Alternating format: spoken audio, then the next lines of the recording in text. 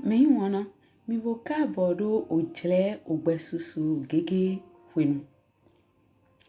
To kan heji mi nan tindo droje gbonjo mi on Kristi Jesu tondali nando non la wendagbe podo nando ma ho me jrado ho. Mi nan so no ma nu pikplon gbon owewe dali kele dide asisa ogbesusu gege Kristi ton drodo. Bon chomion eton lo polo kede dali mina so no tindo ojre ide gbibo eton na gokona mi gbon na do hode na mado ganon le awufie salon le mehenu kundo biale asu kwasi pole wendo etito tu klamele podo akotale Nvemi na mini tunto mi ton ayi na do mi mando ogbesusu gege lome podo na do moi to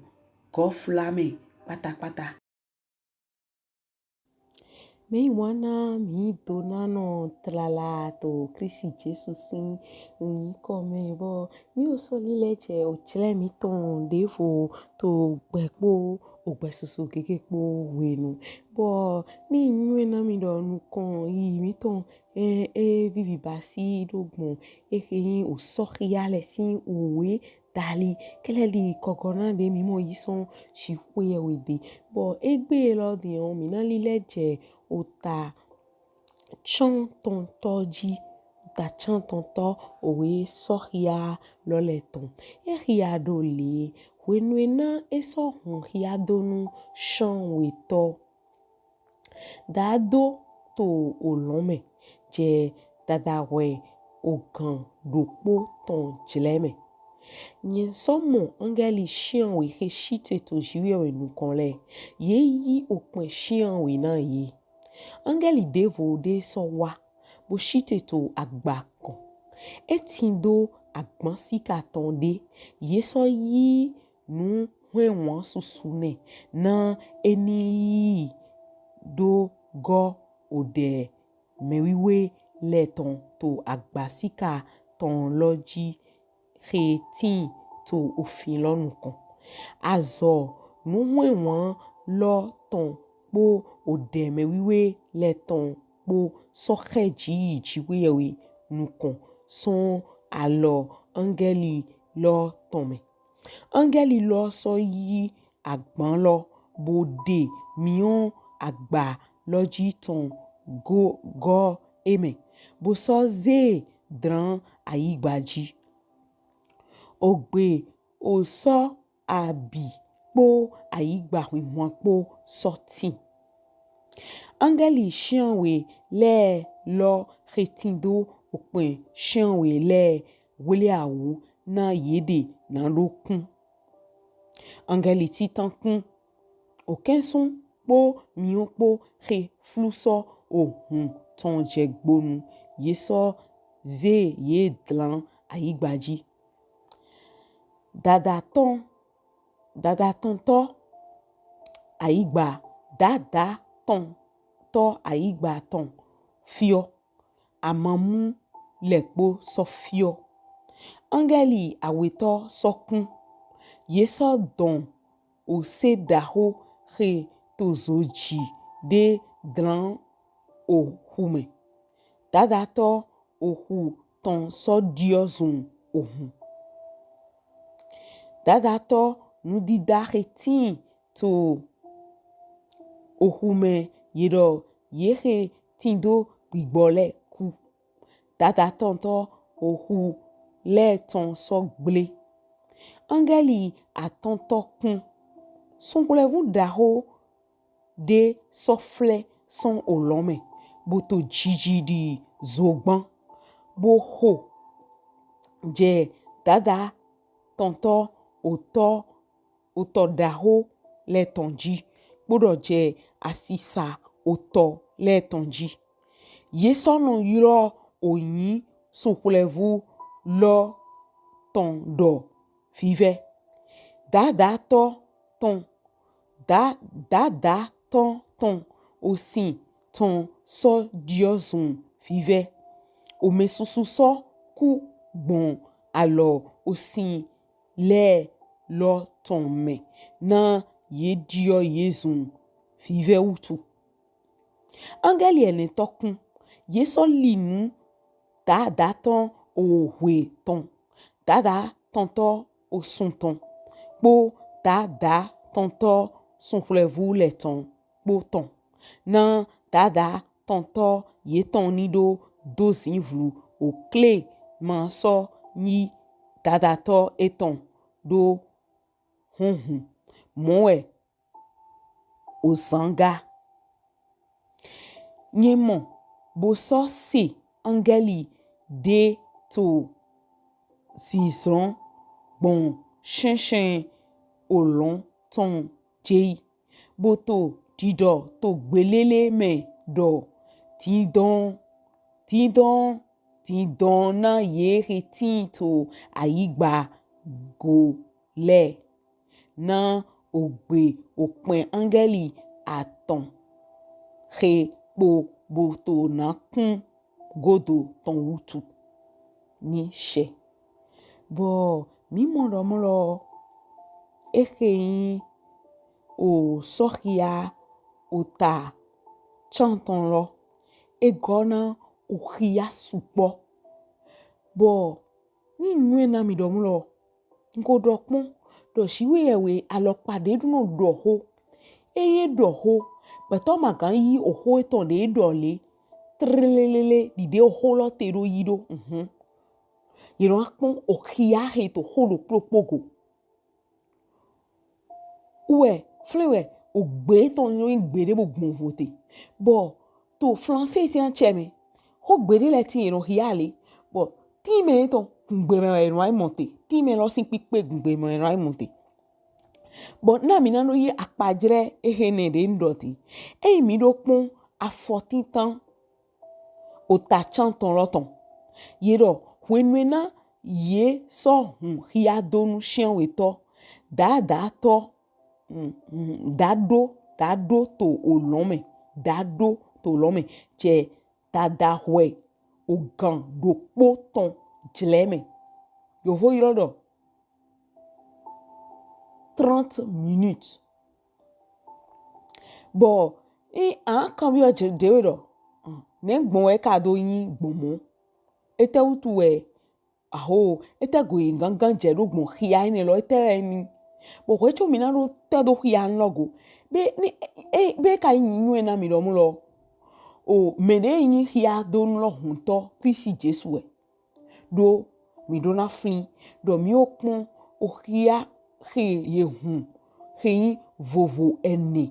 to ni mi kun so hia o ta ton o ta tropo ati ta chanwe me. Bo mi gbon me kaka do yi bo mi monde ye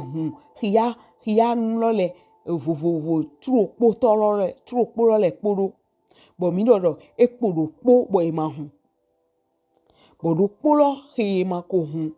Uwe wa yin uwe yin o hia do lo kodo. Bo Kristi Jesu lo su we yin me do hia do lo le. E tewe ka zo do to hia do lo le hun. Mi no do mlo. Nu he mi mo to agbasa me. E ko tin to gbigbo me we. Uwe nu lo le to jleme. De yi gbigbo me to chiwe we sinu kon. Uwe apostoli John edomu kele dide to hia edo. Bo ete go e ho pado jede mi ulego. Me wana no mula yi sinu. Amason yi sinu jan. Yi enyu o hia hele. Bodo ho hele po. Na zombo no do zizi podo nyu po. Na do sovo nu so na mede. Kavi na do so a ule na mede. Bo na do nyu nu he gbeto na yi wa to ayi gbajifi. Wecho okura do akame. Kabi wecho Kristi Jesu na yin awuso ya to asrome. Bo akumunya siye ton na no yin pipe to asrome. Bo me mate yise ndi nu do wenu na to ho si. Bo na mo nu ya do nu le tin do le. Ni tete so gbezin vru to me. E na so renye ntoli no le de jorofi ni mi otonu kon yi to afo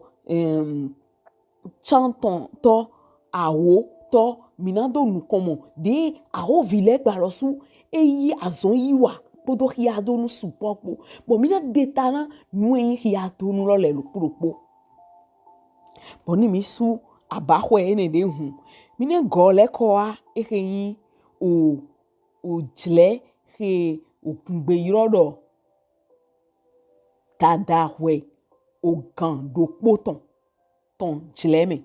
bo yo vo gbe irodo 30 minutes ton moins ton do yin o jle de bo minado ete jle ne ka ete mi gan pa ye gona wenwe mi no gbon o awutu nyina kan de mi gbon mi dasa wa ito jle me yoro coronavirus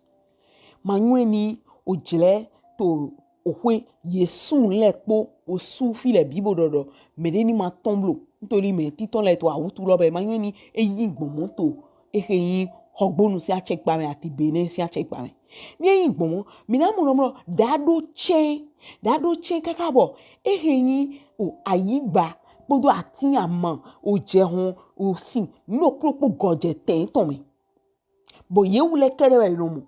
do yo vo gbeji fi we mi to jele me we nu ana pongbon titi jiwa ile ye no mo lo ke o me de ma do yi ne aliji di eti se fi le poto se bo se ne lo me on ni no mo mi me de mo khia we bo pataki samule mi na mo do inye khia samule kaka je fide ti we no te no se la bo se la lo yin do ye ni no kupi we ye ni no te we ye ma so khia ye ni no te we choro yin ko bo do dina mi o se la lo no he nwa mo do ye won to yo vo pe me do eyin o jle donu bo to gungbe mi ton me yo vo yiro do mesure bo gungbe mi ton yiro do o jle we gigbo kro to wa kwa pa na mi do o jiwe we do hia do we nu ye hu hia donu ni o jle de tin bo singi di de ma so tin to lo me ye ma so do hode ye ma so ba inde pepe bo ni ye ma ka so do hode ye ma so ba inde pepe lo e ba do je awu bi boton abi o jle de lekpoto to wi we me kele de o ho kuno ton do o shiwi e we jona bio o wa gba e ton ko na ihale po ni tin to wi we me pátápátá ko lo do ye mi di bo enelo wi jle wi weto enero uwo we na teme Kristi Jesu nani sigantoli wo so eta idi angeli ni mi hiato fidele mi na mo yo Kristi Jesu do angeli heti kaka doi ni ko eton nenu mo l'ange de l'Éternel we yo vo pe yodo uwo lo su we wa ze eheni o agbanlo nando be eheni o wan wenu susu le de me bo wan wenu mi ton ete we gan yoro e ba yi o de mi ton le e ba si pipa mi ton le do klan lo uwe ne na no te to fini mi wona mi to jre de me ti ni ayin me de nyon mi supo o de to ma so yin na do du na do nu na do mo hi ho kere o de to do na drenkan e do na drenkan bo na so dren fo wa po do ran eke me ma o mo holingan le do ara no pon ran wen do to me mo na mo do ayi ha hele di e ma o mo holingan ye gbe to nu wa do le ye gbe to nu le do le ye gbe to ho do le ye gbe nu jire do le ye ma o mo holingan o de to ni su do ran yi ntoli we nu e na mo holingan ye na hongan son tu kla hele me ye na do ya gbe ton ego bo tu kla nyina kan hele mana do kan yi bo eni nwe aweto nu pikun aweto hemi do de son ehenyi afo atontolo me bo mi mo do afo di de ne ro he Kristi de wo ezo mo de eje oto sinu kan le di nu do e me de lo kede we eze kule oto e do do ni do kunbo ye to de ho han mi ni o pin do nu nu supo na gble adodo no supo de do na mo hunle gan ye ma mo hunle gan pomo me he e do de ho na novie e do de ho na to vieton e do de ho na nyino vieton abi na fe vieton e do de ho na tanye ton abi do de ho hunle gan ho na ta vieton adike nu gbleblo nu gbo oto so si bo we nu oto si ye do Wene lo nu wenu ezejo angeli devo de wawa wenu angeli ene lo wa bobi o chleme wene nuwe ye wa negbe do eni iro afo eto atonto edo angeli lo so yi agban lo bo so de mion agba lo jiton go ndi me wenu Kristi Jesu doho bo ve o to bo do de mi ton le rie podo angeli de vore wa podo agban lo po bodo hen agban lo tantari ko me gble okun no ton de do na yi lo apade na yi hwe wen o mion agba lo jiton le here bedo agban lo me bodo e ka do ze fi e dio kon do ye dio kon do hlan ayigba bo wenu e dio kon do hlan ayigba mi na mo o holo do mu lo wenu angeli chian wele ye hetin do opin lo ye wele awu na do kun opin lo le bo wenu angeli titan kun iro okin sun so po mion po so he flu so ohun ton chegbonu bo nu he ye data na ene lo le bo e dodo ye back plek po kan ayigbaji e mai tatari edo hia donu eton ye singando mo o nu jijoro le taidi ehin o aho walo he jago do sisian dodo Kristi tongo he biagun le me o clan o tukla manupo o avun to wendo le me holo do ye medi bo ye do mede aho o hia donu ene lo de jegbangba wenu opin ene lo ku mede me go Jesu pole ye wule tinto o waji mi ton de abi ake waji mi ton de we mi na do ake waji be occident ake waji mi ton de bo yele go aho yele we mo awu fiesa nroton we ni mi pon to file mi na mo to mi le de to fi mo o yopo vu o hwe fotonton yeto nozo yeton le hu yeto afun ho ha bo to ye hu de le tin opono we na to ye nya podo moto po toli boya ima do owe ma he no kun ohun ngbo bo edo ye kun pe no ni no te ma no te bo pono do yi wesun godo na ele esun kwende ye bi oso flat do me abi ye aho ye ba accident kaka boku bo na mu he ko joto o hwe he me de mi te ni ohun kan awo man kan hia ohun kan awo masingan hia bo ni ran ro pon mi na do na we yin wa pon iro akewaji dewe edo tinte mi pon holo jigo mi na mo do idoro wenu ye kon eheyin o nobo angeli titan ro kun yido mlo da tono ayigbaton fio amamu le po so fio e bai o nu he to ayigbaji boyin o aho akpaji fiton le boyin nu hwakwe na eheyin petole boyodo ofi ntoli to me fi yemnu yi ofi do nte hun yemnu yi ofi do de hun ye do fio amamu heyan minandodo eheyin o chinukun de edo dole ndudu atando to yegbo e ma indo edo fio kere ye to akwado do crise lo me de mi tele e na he huvewa bo yo so nwe o peto supo to jile de me hon ezun bo ho ami ho nle do hwegbe ho ndudu le na ma ndudu ni ma do hamblo sigba ido jile de na wa bo ndudu na han bo opon tewe mi do yi to flin do ado di dodo bo mi wi se no like alo etendo ye teto mingo ndo hope no ton dodo mo foto na jai to adami to me foto awo to adusi lo mi to me edo sigba te pepe ma na je dali mi to ntoli to jile ele wenu lo agun Kristi ton heyan si Kristi ton pipe lo e ma ko yi pe Kristi ye ma odo to fi de pepe to fi he lodo to ta chanton lodo mlo ye e ko pe Kristi e he o egbe poto ayi gbaji ko lo do ye mi bo o pin kunkun lo wenu edo yin mi na do e te to e ma u kana so di ke bo na do kun pe e ba ro we dida na wa ni ma nugbo we dida na wa e ma yin de ye mi na mo do ye plan me je o yin we da to le si asan ko enu kan he lo gbigbo me we nu lote bo mi na mo do adan de le gbo me de le wenu coronavirus lo ti mi na mo gbe to le ku poki ni mi do pon agun le me ran we akun me ta won egbe to ku te tran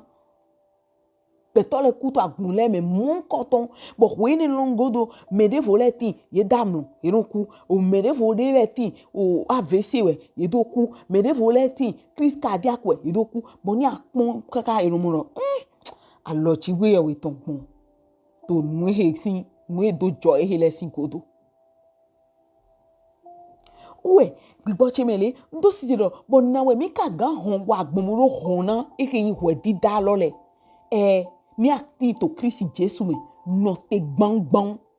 ni ati to Kristi Jesu me afoto ero poni ma no ke lo poni ma no toblo awele poni no Kristi Jesu me to nugbo me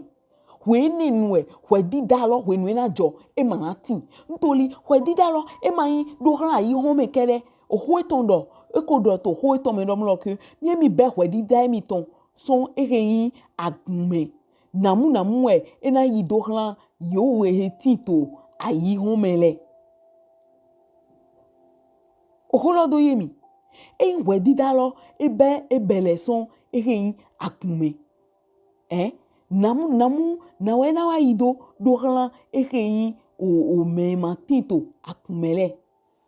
ndime o we tai ne na moto eblu lesin we mame afo awo je gban ewero po we do ye he do ho jago do gbon hun kan jo hun Jesu Kristi tongole bo maklan yin gbigbo wiwe ro si o aho menye ton me do vo ye na duto yin o we dida enelemi holo do yemi bo ni mi leko wa yin o angeli aweto wenue wo so akun yero yeso don o se daho he tinto zoji de dran ohume da tono ton ohuton so diozun ohun ni mi pon to egbezi mamo ohu de pepe ba ta ri ohun amu ta igbaji ma o mo nu mo ko amu ohiyawe hiya donu yero yizan to flin bo edo ba ido mlo o yin o se dehezene o se e ba i do mlo gbigbo de we bo ye jodo ye do ranson lome de ni ewa igbaji bo winu na wa igbaji o sin de me flejelo e ba i akotale ye ngando do akotale we ye so singan so do o nue hetindi bo nu do ye gbeto nu wi wla le do ye gbeto ye ngan so yodo mu holo de yimi shigba ye do plepo le sun e ba yo ye dio alopana bo ni mi kwa kota le medion mi na mo o gan supporto alopa diona walo de na no hin akota gbon bo supporto ye ma to jijro wa de le kin ye ma to jijro wa pali nwe wa yete de na wa pon bo yo wule ati hun do ton le kere na lu ya dokun to ta akota ron nkan bo me ne magando me fun ti te bona do le no se won suro kan me fide voleti ye agunde ni na wa agunle me na pon ye na me de volet fide voleti de na ro yewo hulo do ngboji to krisisi azo wa klita tonji abide yi senu na wa gbon na nyon de o so tonji wan yi gbon to jiwe ewe me na wa jiwe we ko to so do bo na do singando wule awu na do so na ide na do nyon do enyon na wule awu na so gbe na yin de dai na ba igbesi so dai na do singando pe krisi to kigome e ma mo mi to yan me eheo ye ma do ene bayi fi na gbon bo plokwe so agun vile si to yin oyin Jesu ton bo ene le popata we taidi ehi o sanu lo he wa bio o sin lo he nya kotale budo akunle po ati nwe he kotidi bo e dio alopana bo eyin no mu lo mi pon ehi o angeli atonto wenu ekun yido sunkule vun darode so fleson olome bo je bo to jiji di zogban bo hoje tadato oto daho le tonji oto daho le tonji e ba akota daho le fi emi le mitite fi akewaji akewaji podo huwaji po wedo mene wo o sunkule vuene yewe no de we do na yewe no de we o hoklisito edoto hiya donu lo do bayi o sunkule vu bo nugbo me dide ndo dai edura yin me na la o hokun no tonto nugbo me shigba etaidi o zogben he to jiji zogban he to jiji bo a che pipa gbigbo de to eme bo to asan wa lo gbigbo lo eji bo do aholuto eheyin akota supoji to eheyin ohuda holeji holodo yemi bo ni beto yin nunu eto ena kpondi lo to yi sesi alioji aguntewe to o sohun bo to ason yi wa timbo mele podo kike ni mi pon bo le kun mi ganwe ni mando yin ko eto na yiro to file ntoli yiro kaka o aho ason yi wa eton eyi je asisale lo su jiga holodo yemi bo eyin mi lile je eheyin angeli eneto hewa kun yeso linu ta dato ohweton ohwe de do fini e ma ohwe de no ta libo mi no mo ohwe bo file bi no humia o eheo ri khonde weto ni ton yirodo to mo holodo yemi ta dato osunton hi honde so ega ta dato sun pole vule ton pon hi honde vole we so ega a check pipade le bo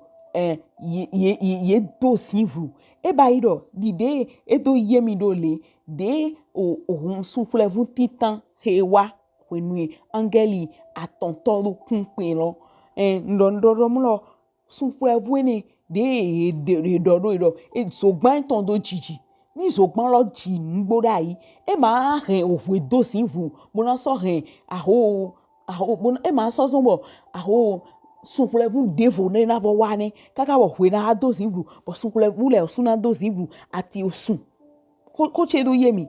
e ba ido mu lo e ma ya sun ton wa kanji bo hwe gbele do me tole yi je hwe ton bodo mi na gbe yi bu na so e wa so mi ton na do singando hen nu supogle bo alopa teme we mi singando mo eheyin ohwe do sinvu po osun do sinvu ati sunkule vu le po esi gan yemi reze ni do mu lo mi dokodo bo pondo han akota leji de nle do yigbon minamo ni do mu lo ohuwaji de akewaji de mi te podo huwaji po minamo do no eheyin français si ache podo eheyin o to ino ro america po ye toto aho ma de na ro a che pipa gan eton ye do hihen fle do ni mi pon français si ache me bon vodi minamo ro o to supo de o français ton bo coloniser bo tondo e de glo bo e do gbe ton bo me jito mi ton le do yin ko français gbe ton support to e de le ton ye to titri son a check paro me holoro yemi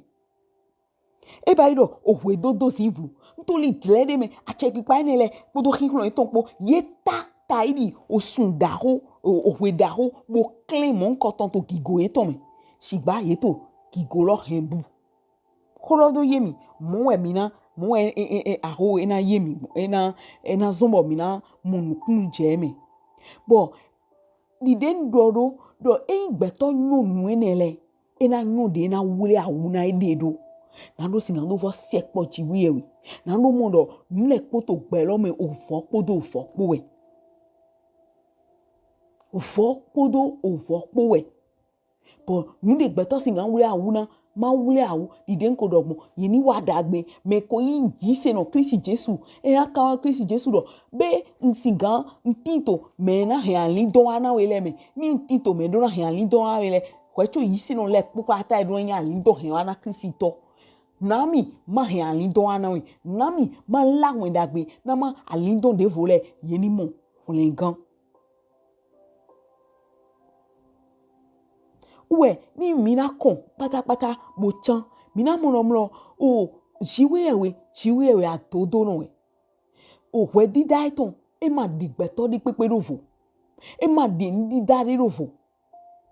mina modo when de o to de ndoro yele tairi ohwe eyin akewaji topo o huwaji tolepo yeto ohwe eton do sinking clean no to didepo Africa ro to gigo eton me bio bo ni mi o to nkan ito jire jale me o mina so aho dogo bo ni mina ro je apago do toji kwenu edoro angeli de tin edo to gbelele do mo o edo njama hia mina si edo angeli bos uta wia tonto edo nye mo boso se angeli de to son lizingbon shen olon ton jeyi bo to dido to ogbelele me domo ti don na ye retinto ayigba glole na ogbe opin angeli aton he po boto na kun godo ton wutu angeli enelo mingan angeli pepe shigba gbigbori wega bo edwa sonwa bodo dido ni gbeto le malin vojo tidon na e dido o wen sagun deto wen sagun deto mangan do wen dagbe ton ya abi wen yiran kan eye chiwe ewe shigba wen sagun deto bo edodo bo ni mina kan bo chan mina do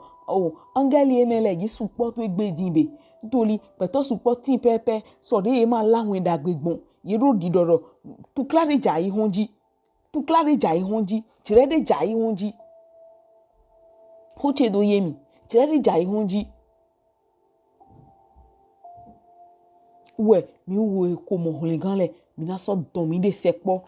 o Kristi Jesu bo sebo po bo hon son nyina kame akumewe mi monte do beto de vole ti bo gona wa lo nyina kamo ko mi na zeson yego e ma no mi na do ken mi na ndo ya udo shigba mi na mo me hele man kan se gbigbo mi ton na ko chero yemi na no te sofi bo mi na hode baba mi do eto Jesu si ni come na dide anami alogoro bo mi mueme wai nu gboro ni mi na mueme mi na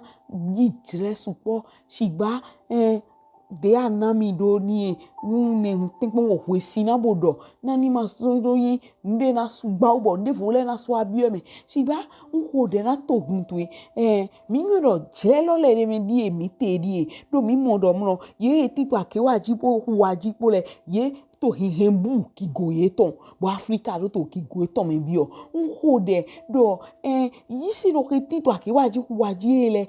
adike ye wule he gigo ye wule osu ton bubro adike he gigo hule gan to ton bubro adike he o hule gan ye ton si ogbe oyiro bubo to Jesu si come de lol edo jole mi mo ro akunmero suga o pon jagole o yewe gan là lo ton le ye yi teme bon alo pade ah baba mi hode adike ye domi so yi e kan li mo gbenu de foblo e afo o vitu ele ton do te gban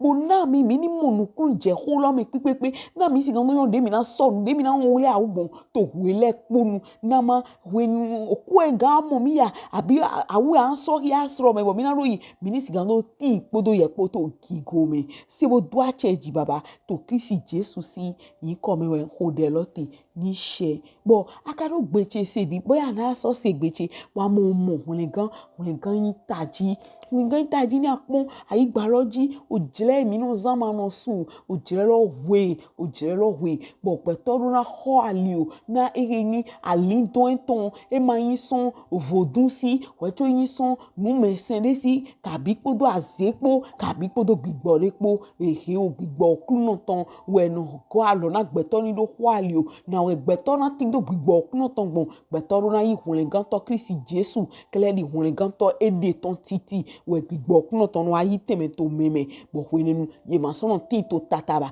do hwenenu we o chiwe we no kan ko me ton do we gbo ton me bo na we akas gan ni o chiwe we si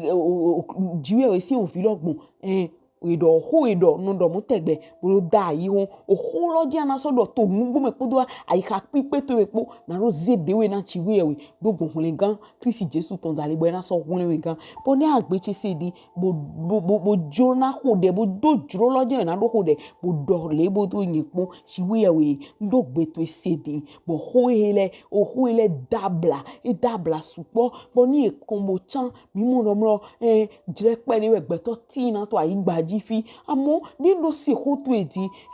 nvewe nwa na do singando bi okunle gan nwa na do singando bi ojona nyando nwa na singando bi owedo ani kan ikoche do gbewe mame wole mi gan kan ikoche do gbewe mame jo nyando chele po na mi so gbewu chele po se mo le ayi ka chewe pátápátá na ma singando mo wole gan pipe yi to dewe tan gigo dewe ton lutu ni akaso do mo bo nyedo ma o se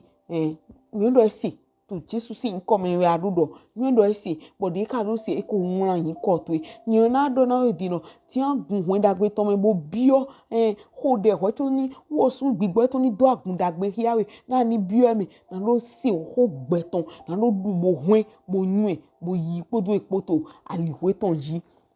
eyan ma so yi nkan hun gan mo imi do che bo so yin do me hun gan to Kristi Jesu ton e so ipede fo to jile mi ton ogbepo ogbesusu gege po hwenu e dabo.